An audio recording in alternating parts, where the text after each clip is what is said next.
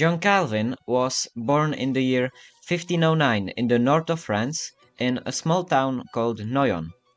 His birth name was John Calvin, and he had a very strict dad.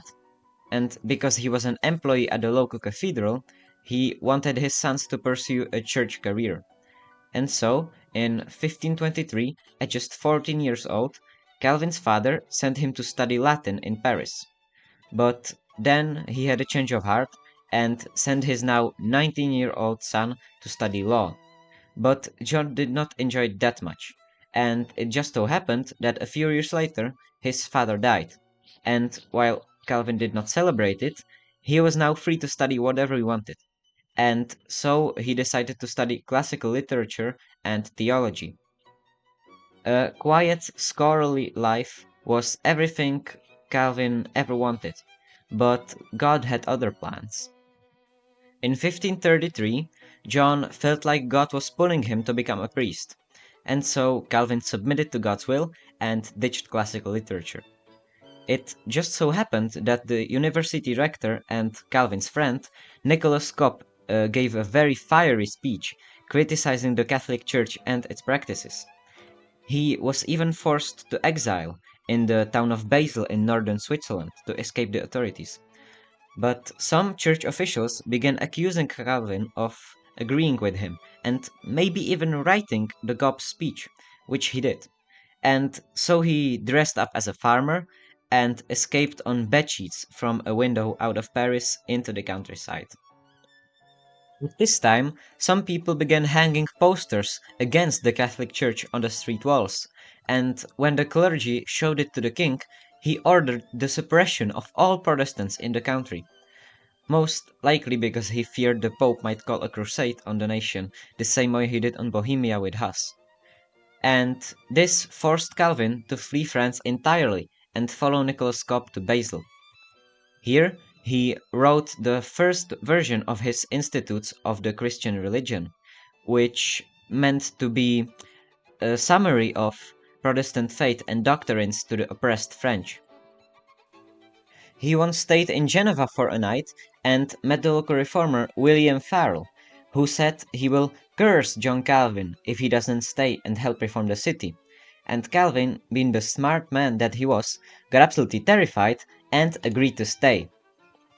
And so they started reforming the city together. Some of the reforms include taking communion every month rather than just a few times a year. They regulated taverns, made church attendance mandatory, and started trying to make a public school system. The city was really prospering at this time. But when it really hit the fan was on Easter 1538. You see, in the town of Bern, the priests used unleavened bread for communion, but in Geneva they used leavened bread. But since Geneva was dependent on Bern for military support, the city council demanded Calvin uses unleavened bread to be more like Bern. But Calvin used leavened bread because the early church did, and Catholics started using unleavened bread later on. And it escalated to the point where Calvin climbed up the pulpit and refused to administer the sacraments because it was too Catholic.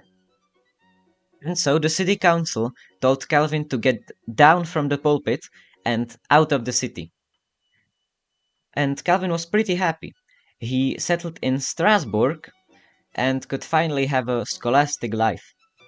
He preached to a small community of French Protestants and later even married to Idelette de Boer. But meanwhile, Geneva was falling apart, so in the year 1541 the city council called him back to Geneva, and Calvin famously said that he would rather die 100 times than go back. But he felt like God wanted him to do so, so he went back. In Geneva, he wrote the Ecclesiastical Ordinances, which established these church roles: pastor, who preaches the word and administers the sacraments; doctor, who is in charge of preserving and teaching the official doctrine of the church; and elder, who makes sure the congregation lives normally and godly; and then deacon who takes care of the poor and sick and does some form of work for the church. Calvin also closed theaters and dance halls, so the people would be more focused on God than fun, and also forbid golden jewelry, which made the jewelers find jobs elsewhere, which is why Switzerland is known for its amazing watches. During this time, people were often executed for acting immoral and for treason. But at least they didn't kill anyone for heresy like the Catholics did, right? Right, except for this one time they burned a man by the name of Michael Severitus for rejecting the Trinity, and while Calvin did not order this execution, he got all the blame. In 1559, he opened the University of Geneva, which served as a very important seminary for Protestant pastors during the Swiss Reformation and after. And the same year, he wrote the final version of his Institutes. By now, Calvin was 50 years old, and he was very sick and very overworked. So, in 1564, at the age of 54, Calvin passed away in Geneva, and he was buried in an unknown grave to avoid idolatry towards him.